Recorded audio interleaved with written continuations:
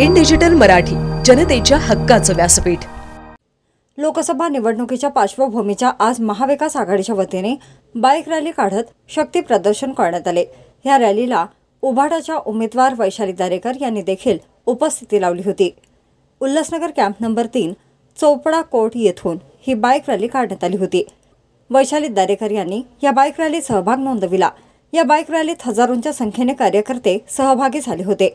ही bike rally Chopra court येथून सुरू होऊन पुढे गोल मैदान, शहाड फाटकवरून श्रीराम चौक येथे संपन्न झाली।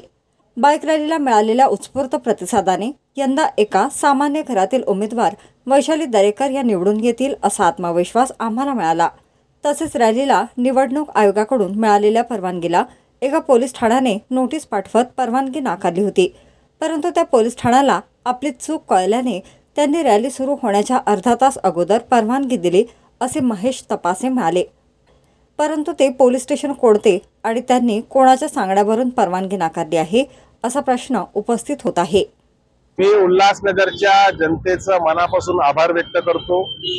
अतिशय अल्पावधीमध्ये तिन्ही पक्षाच्या सर्व प्रमुख कार्यकर्त्यांनी मोटरसायकल रॅलीचं आयोजन केलं आणि त्याला भरघोस असा प्रतिसाद व्यापारी पेठेच्या लोकांनी दिला, सामान्य लोकांनी दिला, रस्त्यावर भाजी विक्रेत्यांनी दिला आणि अशा पद्धतीने एक आत्मविश्वास आमच्या मनामध्ये निर्माण झाला की यंदा 2024च्या लोकसभा निवडणुकीमध्ये कल्याण मतदारसंघामध्ये काहीतरी परिवर्तन घडेल आणि लोक वैशाली दारेकर सारख्या सामान्य महिलेच्या मागे उभे राहतील आणि तिला निवडून देतील। परवानगी आम्हाला रॅलीची 2 दिवसाआधी निवडणूक आयोगाने एक खिडकी योजनेच्या अंतर्गत दिली, परंतु काल एका पोलीस स्टेशनने आम्हाला नोटीस बजावली।